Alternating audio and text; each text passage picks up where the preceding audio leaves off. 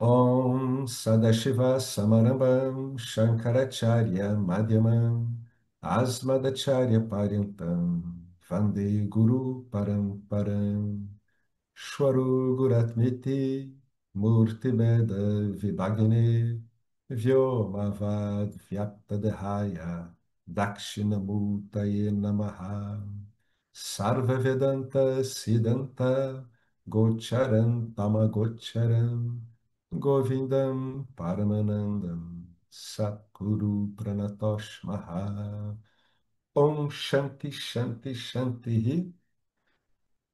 Então, vamos agora dar prosseguimento ao Mundaka Upanishad. A gente terminou o segundo capítulo, né? Quando o Swami falou, né, mais detalhadamente sobre os palans, né, os frutos do autoconhecimento. O mantra 22.9 é o nono mantra da segunda sessão, do segundo capítulo. Então, só para a gente dar uma continuidade, o que foi dito aqui, né? Bom, vamos ver aqui. O que foi dito especificamente? Ali, nesse mantra 9, no caso do Palan, o que está claro no mantra é que é um conhecimento onde não restam dúvidas. Então, não restando dúvidas, começa a dar os frutos, né? Que são esses que estão descritos aqui no mantra 229. Onde é que está o mantra? Está aqui o 229. 2212 foi o último mantra que ele tratou aqui. Está aqui o 229.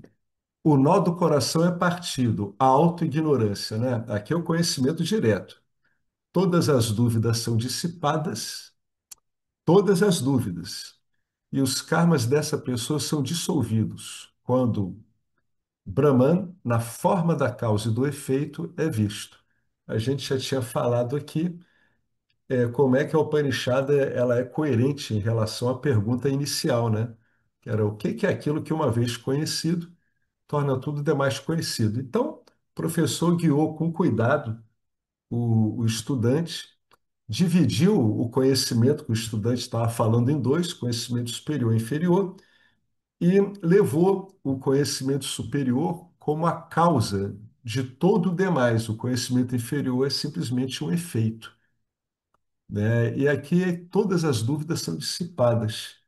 Isso para que os frutos sejam realmente aproveitados, né? Que é uma mente bastante satífica, as dúvidas terminam, o medo da pessoa, as apreensões em relação à vida, à morte terminam, etc.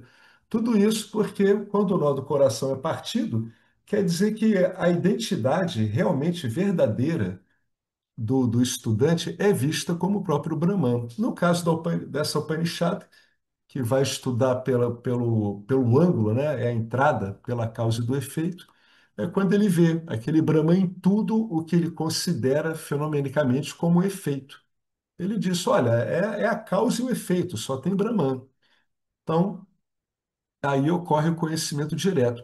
Agora, como o professor Arlindo colocou ali nos comentários que ele estabeleceu lá no grupo, quando isso ocorreu com ele, ele teve o conhecimento direto, é uma sacação, né? Ele viu, pô, realmente eu sou consciência, mas depois ele disse que ele teve dúvidas residuais, né? E o que que ele fez? Isso que é importante. Quando ele entrou em contato com o Vedanta, é que ele reparou que ele teria que rever, né? Através do método do Vedanta, ele teria que rever as dúvidas dele. Então foi o que ele fez. Ele ficou ouvindo, né? Ele refletiu em cima do ensinamento para tirar as dúvidas em relação ao ensinamento. E depois, com o Nididhyasana, ele aplicou aquilo, né? Aquela contemplação na vida comum dele, ordinária, até que realmente aqueles resquícios de dúvidas que ele colocou ali foram eliminadas, e aí ele pode aproveitar melhor esses frutos do conhecimento que a gente comentou aqui. Então, veja, todas as dúvidas são dissipadas. Por isso que, às vezes, alguns autores de Vedanta dizem que isso demora para dar resultado mesmo, né?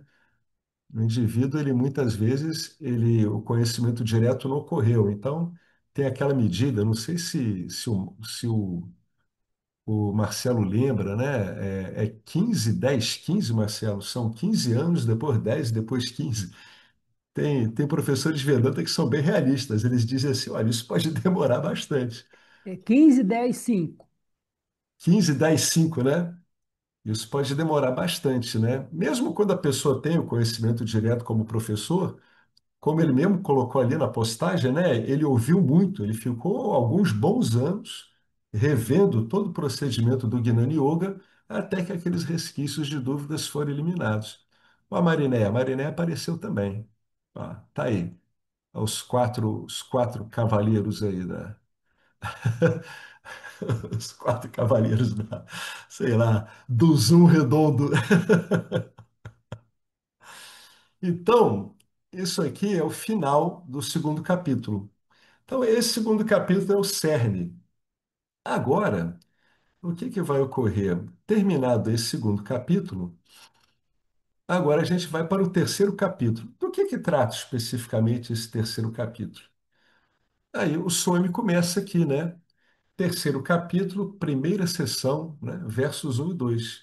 Então, na última aula foi completado o segundo capítulo da Mundaka. E agora tem que entrar no terceiro e último capítulo. Ele colocou aqui, né? Triti é o terceiro Mundaka. Esse capítulo também, como todos os outros dois anteriores, ele tem duas sessões, que eles chamam de kandas. O principal ensino da Mundaka foi dado no segundo capítulo, é o cerne do Gnana Yoga, o segundo capítulo. A gente já tinha comentado isso aqui, consistindo nas três importantes mensagens do Vedanta. Primeiro, a verdade é Brahman, né? O mundo é mithya, é uma sobreposição, é um efeito, né? E Jivo Brahmaiva Naparaha, ou seja, o Jiva não é outro que não Brahman, né? Então, Jiva é Brahman. No segundo capítulo, a primeira sessão, foi mostrado isso aqui, ó, Brahman Satyam Jagat Mithya, ou seja, Brahma é a única realidade e o mundo, como a gente diz, né, o Upanishad diz que é meramente um efeito, é uma sobreposição, como depois outras escrituras interpretam, né, colocam esse nome, sobreposição. Então, o mundo ele é meramente um efeito, né? Ele não é diferente de Brahman, ele se resolve em Brahman como o próprio Brahman, só que ele aparece nessa multiplicidade de nomes e formas. Então, a única realidade do mundo que a gente está vendo aqui é o próprio Brahman, né? E no segundo capítulo, segunda sessão, está aqui: o Diva não é outro que não o próprio Brahman, né? É o afamado Mahavakya. É aqui que ele é apontado. Você está vendo esse mundo de causas e efeitos? Fique sabendo que você está vendo o próprio Brahman, né? É isso o que começa a saltar imediatamente à vista daquele que está com o conhecimento direto, né? Ele começa a ver fundamentalmente o Brahman. E à medida que ele vai se aprofundando, é a primeira coisa que chama atenção a ele. Ele está vendo ele mesmo, porque ele naturalmente se reconhece como o próprio Brahman. Somente Jiva Brahmaiva, ou seja, o Jiva é Brahma, é chamado de Mahavakya, né? Por quê? Porque o Mahavakya é uma declaração de identidade entre o Jiva e Brahman. Essa que é a ideia do Mahavakya. Essa é a verdade última destinada ao estudante. Toda música, ela é destinada a que o estudante, né, o diva que está lá no aspecto sansárico dele, reconheça isso, que ele é o próprio Brahman, seja ele um diva no sansari religioso, né, ou no sansari mundano, né? Então, isso que é o Mahavakya, porque ele é o único dessas afirmações aqui que estabelece essa identidade, tá? Então, aqui ele está falando aqui, ó, de novo ele repete. São características de Brahma, vamos dizer assim, aspectos, que sempre tem que ser lembrados. E eles se contrapõem ao que a gente observa na fenomenologia de Jagat, o mundo, né? No mundo, tudo é múltiplo, ele não tem realidade em si, ele é perecível e ele não é a verdade última. Do mais, ele é um efeito. Aí, quando a gente fala de Brahman, a gente compara com esse mundo e a gente chega ao contrário, né? Brahman é único, não é dizer que ele é um, ele é único. A Upanishad fala, ele é o um sem um segundo. Quando vocês encontrarem isso, vocês leiam, ele é único. Não há outro que não aquilo que é único, tá? Muito, é o contrário do mundo manifesto. Ele é a essência desse mundo, ele é permanente, né? Ele está fora da causalidade, ele não é causado por nada, e ele é a causa, ele é o Karanam. Fundamentalmente, ele é Satya Karanam. Ele é a verdade que é a causa de tudo. É a única verdade que tem. E dela, todas as existências da manifestação tomam esse aspecto de existir de empréstimo, né, desse Brahman. E aí ele explicou aqui o mundo, né? É exatamente o oposto e é tido como um efeito. E mantendo essas duas coisas, né? Não estou traduzindo, pressupondo que vocês compreendam, né? Ele está usando esses termos aqui há um tempão.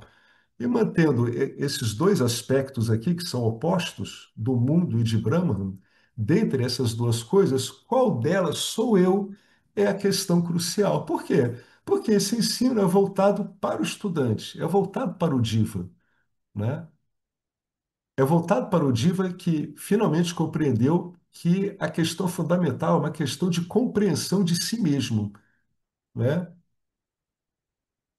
Temos de votar na coisa certa, temos que reivindicar a coisa certa, né? Em vez de afirmar que eu sou tudo isso que se relaciona com os aspectos desse mundo que é um efeito, eu afirmo o contrário, eu afirmo que eu sou o próprio Brahman, né? Que contém, que traz em si todos esses aspectos que são justamente o oposto dos aspectos evidenciados pela sensorialidade nossa que apreendemos através da nossa experiência do mundo. O mundo que a gente apreende como mundo é simplesmente os nossos sensores, né? A nossa sensorialidade trazendo informações e lendo essas informações. E essas informações trazem isso. Trazem algo que não tem essência própria, que é perecível, né? Trazem algo que é um efeito, trazem algo que não tem permanência e que é múltiplo, né? Isso significa que eu sou a única substância em toda a criação. Lembram o que disse o mantra 2.9? O mantra 2.9 diz que aquele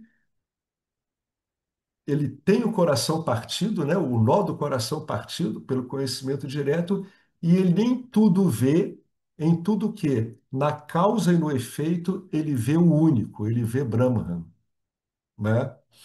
Então, isso significa que eu sou a única substância. E tudo demais é somente um jogo de nomes e formas que impressionam nossos sentidos, né? E que confundem os nossos sentidos quando a gente tenta ir através dos sentidos em direção a uma verdade única que haveria nesse mundo sensorial. Podemos assumir esse nome e forma pelo bem das transações, para cumprir o nosso papel, estando associados a um Namarupa, né, que executa naturalmente transações no mundo. Não tem problema da gente assumir isso, né? O problema é se identificar com isso. Aí ele usa um recurso muito conhecido, né? Durante o estado de sono profundo, nós nos livramos de todos os Namarupa, né? As pessoas dizem, dormi com uma pedra, não aconteceu nada enquanto eu estava dormindo. O que ela está querendo dizer? Que a mente dela foi desligada, né? Ela estava lá, mas ela não estava percebendo multiplicidade nenhuma, né? Nem no estado onírico e muito menos no de vigília, né? Essa que é a diferença.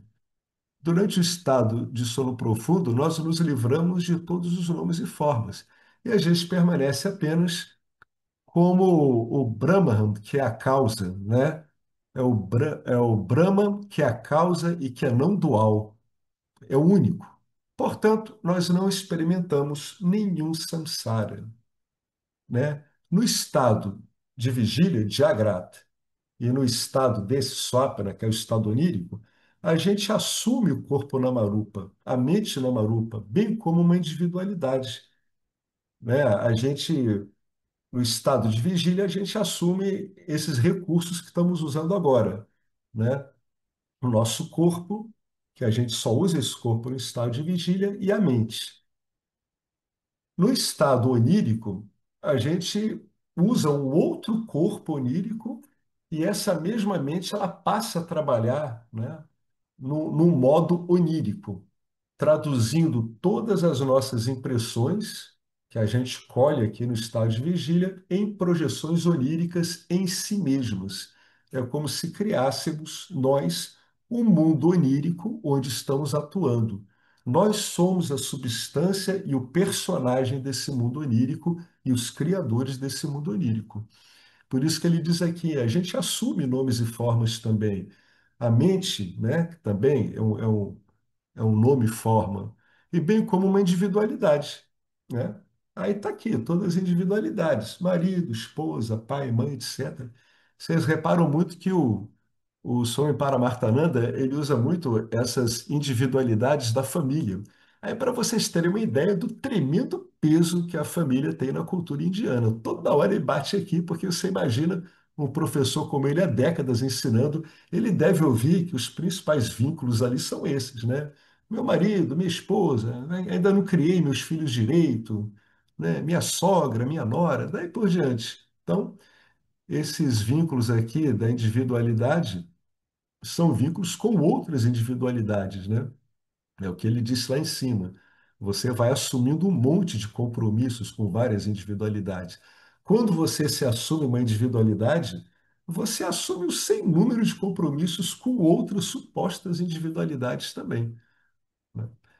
E tomar o Namarupa Vesham, que é a vestimenta, a fantasia do nome forma em si, não é errado. Não tem problema, porque só então o drama da vida é possível. O Vedanta diz: assuma essa vestimenta, essa roupa, essa fantasia do nome forma, mas lembre-se dessa fantasia, dessa vestimenta, meramente como isso. É uma vestimenta, é uma fantasia.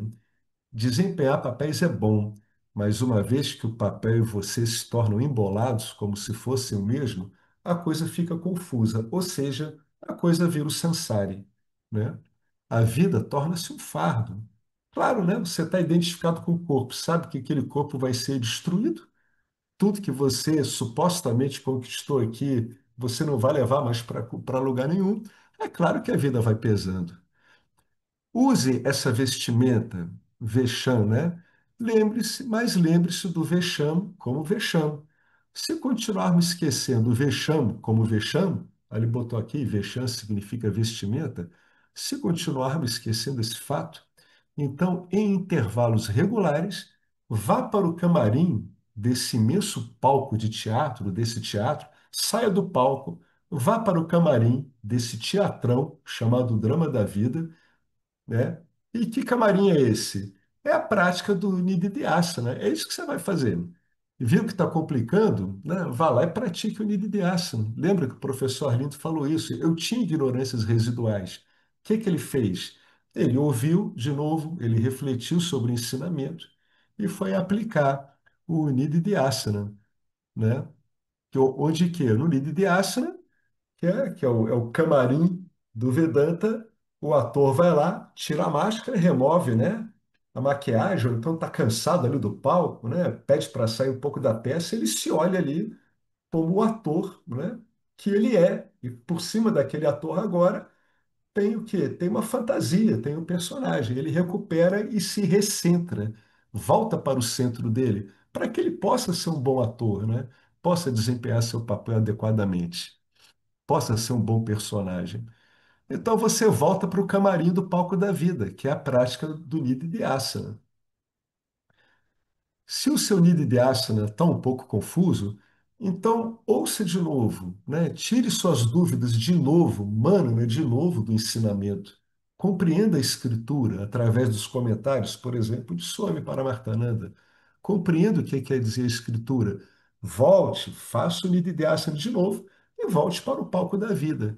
O ideal é que você, uma vez no palco da vida, esse conhecimento direto fique firme e disponível o suficiente, de modo que você desempenhe o seu papel, né, que está lhe cabendo no drama da vida, mas sempre sabendo o que que você é. É isso que é o ideal de você lidar com esse mundo de ação. É um mundo de karma, de ação. Você está sempre atuando aqui, né? Quer dizer, não é você está sempre atuando, você está sendo atuado aqui o tempo todo pelas forças do campo dármico, né? Se formos ao camarim e nos lembrarmos de nós mesmos, então, durante algum tempo, poderemos nos lembrar do vexame, da vestimenta. Depois disso, tal como uma bateria carregada se esgota gradualmente, novamente temos de recarregar. O que que ele está querendo dizer? Que até que isso fique firme, né, e disponível, você tem que estar toda hora repetindo esse ciclo de investigação do Gnana Yoga, né, o tempo todo. Quando você vê que não está firme, você faz de novo, o tempo todo, sem parar. Lembrou, se confundiu aqui com o personagem, vai lá, de novo, ouça, retire suas dúvidas, né? E vá, volta para o Nididhyasana, detecta onde você está com dúvidas, substitua pelos recursos que a escritura disponibiliza para você. A escritura disponibiliza para você uma outra leitura. É essa outra leitura que você vai ter que incorporar para poder fazer bem o Nididhyasana. Então, mesmo nos compartimentos dos trens, né, há um ponto de carregamento para as baterias, porque todo mundo anda com computador. Sem computador não há vida. Quer você tenha cérebro ou não, o computador é importante. Assim como temos facilidade para carregar a bateria em todos os lugares, um estudante vedântico deve saber como carregar a bateria. Ele tem que saber fazer o Shravana, o Manana e o Nididhyasana. Sem dúvida, assistir a aula é um carregamento muito bom, mas acontece que é apenas uma vez por semana. Uma vez por semana. É a média. Se a sua bateria durar uma semana, está ótimo. Caso contrário, devemos encontrar outros métodos de recarga. Senão o quê? Mais uma vez, você vira um sansari. Você veste, se confunde com esse papel e aí você virou um sansari de novo. E de novo, uma hora você vem para a aula e está sendo vivenciado como Muktara, um liberado. Então, novamente, um samsari. Portanto, lembrem-se sempre, eu sou essa causa com todos esses aspectos, né? Eu sou o Brahma, que é o Adishtanam, que é o fundamento, que é a base de tudo, né? Adishtanam Brahma é a base de tudo, é o fundamento. Esse ensinamento central foi dado no segundo capítulo. Assim, o terceiro capítulo é apenas um capítulo de encerramento e consolidação. Em ambas as sessões deste terceiro capítulo, são abordados quatro temas. Primeiro, Atma Swarupam, a minha verdadeira natureza, será discutido, né? A minha natureza livre de vestimentas, né? A minha natureza de ilimitado. Atma. Atma é igual ao Paramatma. Essa é o que vai ser firmado aqui. Firme-se na sua verdadeira natureza ilimitada. Você não está limitado por nada, nada do espaço-tempo, absolutamente nada. O segundo tópico é o conhecimento dessa natureza, né? Deu como o ilimitado. É o conhecimento dessa natureza ilimitada, Atman. Esse conhecimento é importante. O que, por si só, é o paravidear, é o conhecimento superior, né? Que o professor mostrou lá para o aluno. Né? Disse, ó, conhecer, a gente aqui divide em dois. Eu quero que você use o conhecimento superior, que você se identifique com o conhecimento superior e que você o pratique, que você o compreenda. A falta desse conhecimento, paravidear, ou esquecer-se dele, tornará a vida miserável. Apenas esse conhecimento não é suficiente. A lembrança, smriti, é necessário. Smriti significa lembrança. O terceiro tópico é Atma Swarupa Yana Palam, né? É os frutos de você conhecer a sua natureza de Atma. Os frutos que a gente viu ali no 229. O benefício deste conhecimento é desfrutar, aqui estão as características, né? É uma mente calma e despreocupada a maior parte do tempo. Ela não está preocupada como as outras mentes, querendo obter coisas, com medo de morrer, com medo de deixar de fazer coisas que tem que fazer, né? Pessoas que vivem eternamente no futuro e no passado, né? Fundamentalmente no passado e no futuro. Então você desfruta de uma mente calma e despreocupada e, naturalmente, uma mente contente, né? Quando a mente não está envolvida com o samsara, ela naturalmente irrompe, né, naquilo que ela tem de natureza, é um contentamento, ananda. Então, o benefício desse conhecimento é desfrutar de uma mente calma e despreocupada, de uma mente que é um bom espelho, refletor de você mesmo. Vai refletir os seus aspectos mais profundos, né? Satchitananda, com muito mais fidedignidade. Então, o que que você acaba tendo? É uma mente fundamentalmente satívica. Você pode ter gnanis como Swami Chinmayananda, que eram muito ativos. Mas veja bem, não é uma mente rajásica, é uma mente que trafega bem nos compromissos rajásicos, que era o caso dele. Mas era uma mente calma e despreocupada, o suficiente para conseguir fazer toda a obra que ele fez, né? Que foi muita coisa. Assim, a mente despreocupada pode ser usada para invocar esse conhecimento e desfrutar o quê? Desse desse ananda, né? Desse contentamento, dessa bênção do conhecimento. Vidyanandara. Vidyanandara é chamado de o Divan liberado, Divan Mukti. Apreciar a invocação deste conhecimento, um conhecimento que a gente já tem, né, o direto, vai nos dar, tá aí, uma mente contente, uma mente feliz, uma mente que ela simplesmente reflete bem o que é que você é.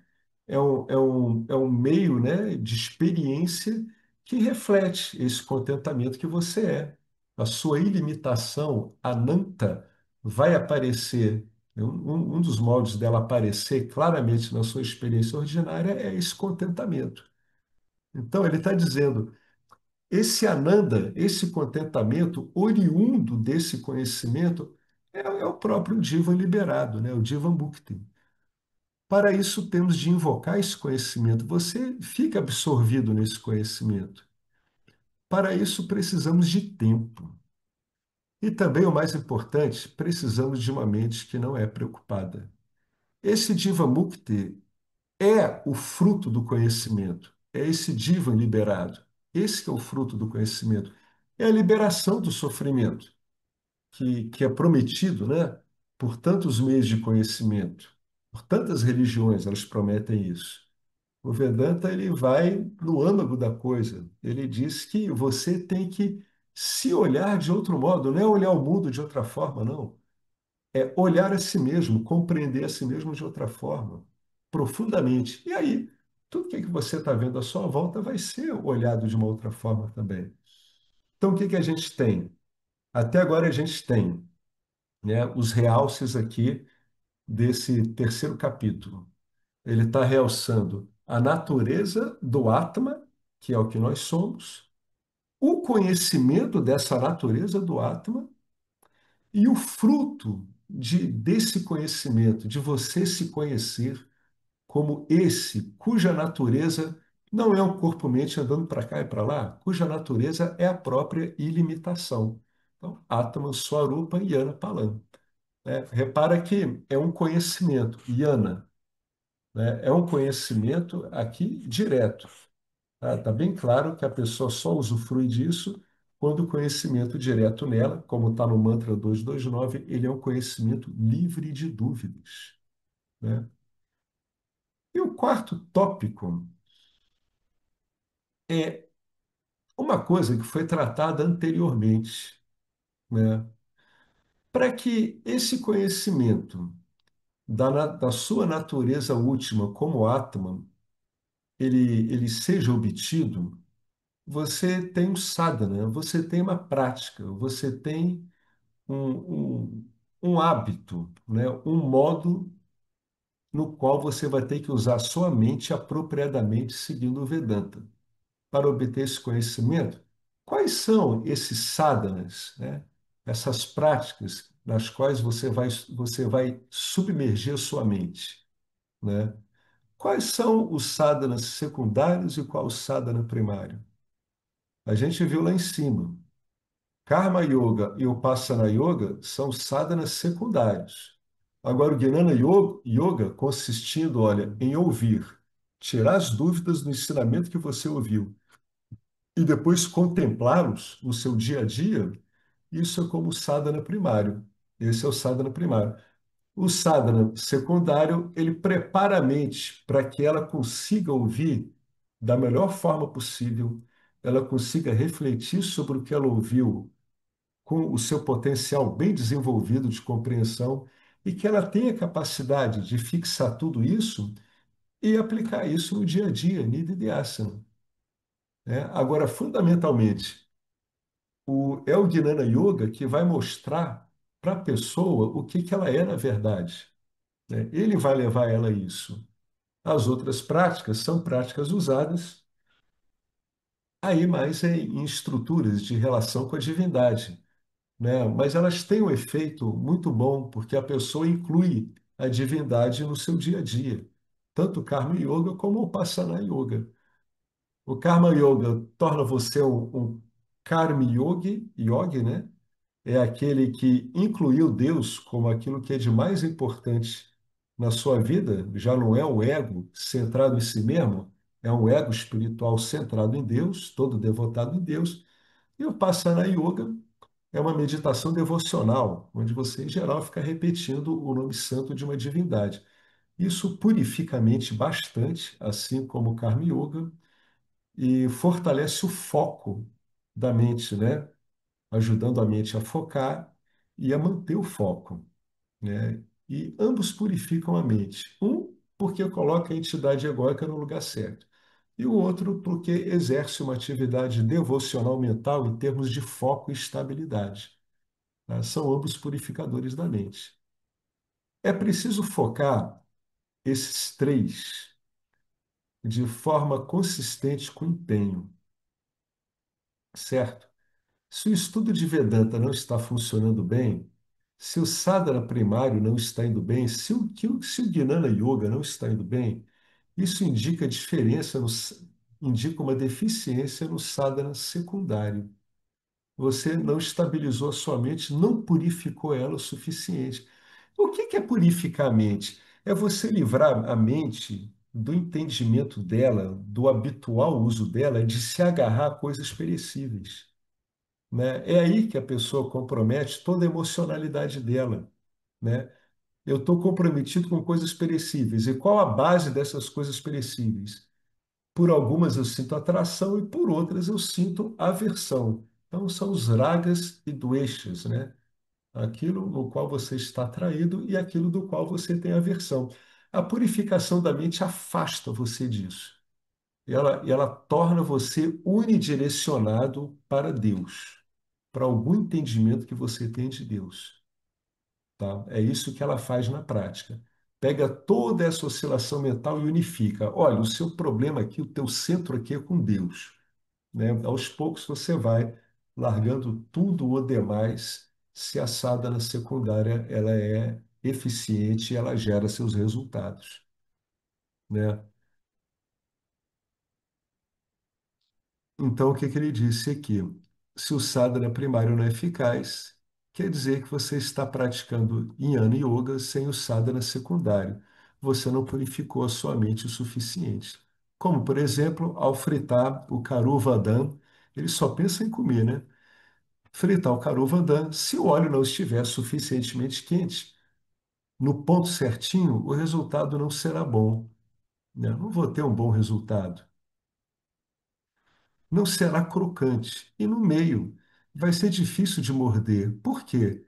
Porque o óleo não está dotado das quatro qualificações, né? Sadhana, Chatushthaya, Sampanaha. Quais são as quatro qualificações que os sadhanas secundários dão à mente? A mente fica desapegada, né? O discernimento dela está bem aprumado, ela é uma mente com todos aquelas características que tornam ela uma mente disciplinada, é uma mente capaz de se retirar do contato direto com os desejos, né? É uma mente com foco e tem mais algumas outras características que eu não me lembro, acho que são seis, mas todas elas dizem que a sua mente ela tem uma certa disciplina. E finalmente o último D de todos esses, que é o desejo, né, poderoso pela autoliberação. Né? Qual é o grande desejo da pessoa? É o desejo pela autoliberação. Né? Então, o que que ele colocou aqui? As quatro qualificações, os quatro Ds. Então, se for assim, se eu não tiver com esse resultado, né, eu não vou poder desfrutar do Karu Vadam, que seria realmente aproveitar o que o Gnani Yoga está te oferecendo. Se o óleo for bem aquecido, então esse docinho vai ficar bem crocante e você vai poder apreciá-lo. Mas que exemplo eu estou provando que eu sou um glutão? Bom, não importa. Desde que sirva ao meu objetivo, está tudo bem. Portanto, se o fruto do conhecimento não estiver adequado, o óleo não for aquecido corretamente, você tem de se empenhar para isso no Karma Yoga e o Passana Yoga e fritar. Então, moksha, essa liberação de todos esses vínculos, aí sim vai ser agradável e crocante. Algumas pessoas elas têm a compreensão de que elas são apenas consciência tudo, mas às vezes elas sentem isso de um modo muito árido, né? Os frutos não são doces. Por quê? Porque ela não está com a mente suficientemente purificada para saborear essa descoberta dela de que ela é sem limitações. Ela não está purificada dos vínculos dela com a roda do samsara ainda. Então, o que que o Swami diz? O que que o Vedanta diz? Você vai lá e se dedica a um sadhana secundário, mais Karma Yoga, o Passana Yoga, né? Ou seja, foque a sua atenção em Deus de alguma forma, né? Estabeleça toda a sua emotividade para Deus, mesmo numa visão, né, dual, e você vai ter a purificação de mente necessária para poder aproveitar isso que você descobriu sobre você mesmo. E se o Vedanta ele fala isso, vocês imaginam a quantidade de milênios onde isso está sendo ensinado e quantas vezes isso ocorre. Por isso que o sistema dá essas respostas, né? Ele vai se apurando para dar essas respostas. Essas respostas estão nas próprias Upanishads. E isso vai sendo mostrado para os estudantes. Olha, o que que o Upanishad está querendo dizer. Vocês lembram a grande qualificação que o estudante dessa Upanishad, que era o Shaunaka, tinha, quando ele se encaminhou para o professor, o Angiras? O Shaunaka, ele era um karma yogi de renome, né? Ele era reconhecidamente um karma yogi, de verdade, um baita de um karma yogi. Então, ele tinha uma ótima qualificação. Tanto que a pergunta dele foi impecável, né? Ela foi maravilhosa. Ele chegou um cara muito pronto. O Anguirás deve ter dado graças a Deus, já apareceu um aluno desse jeito, né? Assim, é o que que ele está colocando aqui, ó. A natureza do Atman, o conhecimento de que você é essa natureza, a sua natureza é Atman, né? E os frutos do conhecimento de que a sua natureza é Atman, é o ilimitado, e justamente todas as sadhanas que você precisa fazer para garantir isso, né? Esse fruto, tá tudo aqui no terceiro capítulo. São esses os quatro tópicos.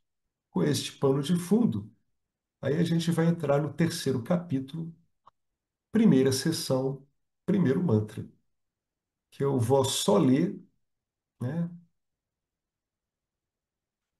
Vou dar aqui só a gente já chegou aqui às 20 horas e poucos minutos, começamos um pouquinho tarde, porque deu um problema aqui com a identidade aqui, né? Que a gente estava usando o ID aqui do Zoom, mas eu não vou me estender não, porque eu acho muito importante que todos nós que estamos ouvindo isso, a gente releia essa introdução aqui, porque mais uma vez, né, o professor ele deixa muito claro do que está sendo tratado agora nesse terceiro capítulo.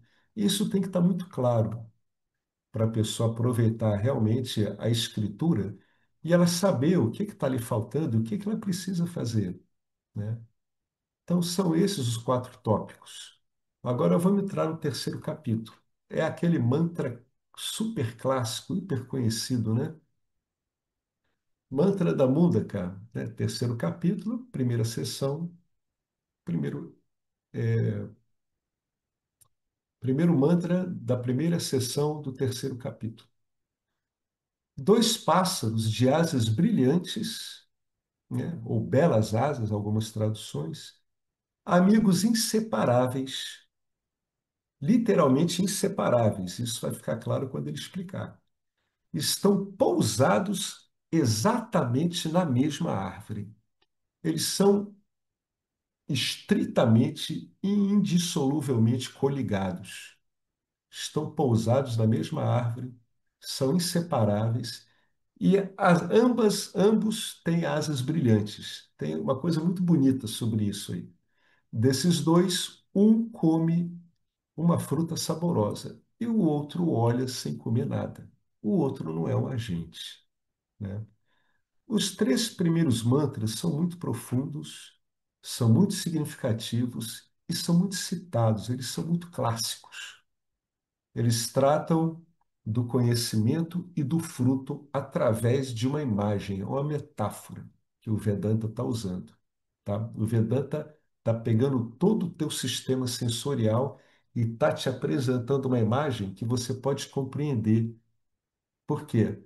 Porque é uma imagem que você está habituado a lidar, através de figuras que você está habituado a lidar. Agora vamos ver as analogias, né, no outro encontro. O que quer dizer tudo isso? Que pássaros são esses? O que é essa mesma árvore? Como assim, amigos inseparáveis?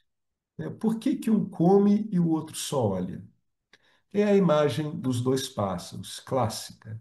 O exemplo super famoso dos dois pássaros. Para compreender esta mensagem, devemos lembrar-nos de alguns dos pontos fundamentais do ensinamento vedântico, baseado no Tattva-bodha de Shankara. Cada indivíduo, de acordo com o Vedanta ou Tattva-bodha, consiste em 5 componentes ou partes. Isso nós já sabemos. Vocês lembram toda hora que o Swami fala do Tattva-bodha. Por quê? Por que ele fala do Tattva-bodha? Temos de nos lembrar neste contexto. Trata-se apenas disso. Nesse contexto aqui, tá? Da Mundaka Upanishad, nesse verso, o Tattva-bodha vai ser fundamental. Por que se usa tanto Tattva-bodha? O Tattva-bodha, ele pega, entre aspas, você, entre aspas, e decompõe numa série de corpos, né, e veículos de atuações, de papéis que vão ser úteis para você poder investigar e, através deles, compreender a funcionalidade desse verso. Nesse contexto, toda a explanação que o Tatu Aboda faz, ele te dá um modelo sobre você mesmo. Como eu devo me olhar conforme o Vedanta para que esse verso seja plenamente compreendido? Então, agora, ele vai se deter demoradamente no que o Tatu Aboda está falando. É o que ele está querendo dizer. Tatu Aboda sempre é importante. E agora ele vai dizer, e no contexto desse verso é fundamental. Esse modelo que está lá no Tatuaboda de Shankara é fundamental para o indivíduo absorver corretamente esse verso. É o que ele vai fazer aqui. Cada indivíduo consiste em 5 partes. Aí, quem puder, dá uma lida no Tatuaboda sobre isso, tá? Sobre os corpos, as bainhas, sobre os órgãos de conhecimento, sobre os órgãos de ação, que ele vai se aprofundar nisso aqui e, com base nisso, nesse conhecimento do Tatua Boda, é que ele vai desdobrar esse verso. Tá joia, gente? Então a gente vai ficar por aqui e vamos começar de novo desse mantra 311, né? A gente vai ler de novo isso aqui bem rápido e aí vamos entrar no cerne aqui, né? No cerne do que a gente vai usar para entender esse verso. Aí, se alguém puder ler, vai ficar melhor. A pessoa vai absorver bem melhor isso. Tá joia? Então vamos lá, deixa eu marcar isso aqui. Pronto. Paramos aqui no mantra 311. Então, algum de vocês quer falar alguma coisa? Vocês são tão quietinhos, é porque deve estar funcionando tudo muito bem. Só o Marcelo, que volta e meia dá uns empurrão aí, vambora! Vem isso aí, vem isso aí! Né? A Betânia também, mas a Betânia não está aqui, então, mas, em geral, o pessoal fica mais quietinho mesmo. Então fica essa sugestão, tá, gente? Quem puder, dá uma lidinha no Tatua Boda com relação às 5 bainhas, aos órgãos de ação, aos órgãos de conhecimento. Tá? Que ele vai falar uma coisa muito bacana sobre os órgãos de conhecimento, como é que eles atuam, tanto no conhecer quanto no desfrutar do samsara. Fundamental aqui para compreender isso aqui. Tá joia? Então fica o dever de casa, hein? Tem que estudar. Tem que usar massa cinzenta, como eu falo suave. Pô, é a famosa yoga sem contato, né? Então, como é que é isso? É estudo mesmo. Beleza, pessoal? Então, vamos lá? Om Purnamadav Purnamidam Purnat Purnamudachyate Purnasya Purnamadaya Purnameva Vasishyate Om Shanti Shanti Shanti Harihi Om Shri Guru Pyo Namaha Harihi Om. Gratidão ao Dakshinamurti, gratidão a toda essa linhagem de professores, ao pessoal todo do Vedanta Brasil que torna tudo isso possível, professor Arlindo, e a nós estamos podendo ter contato com esse conhecimento e absorver esse conhecimento, né? E trazê-lo para junto de nós. Obrigado, gente. Sempre uma satisfação revê-los. Até a próxima.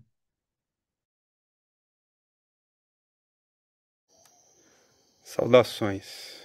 Eu quero aqui deixar um pequeno testemunho.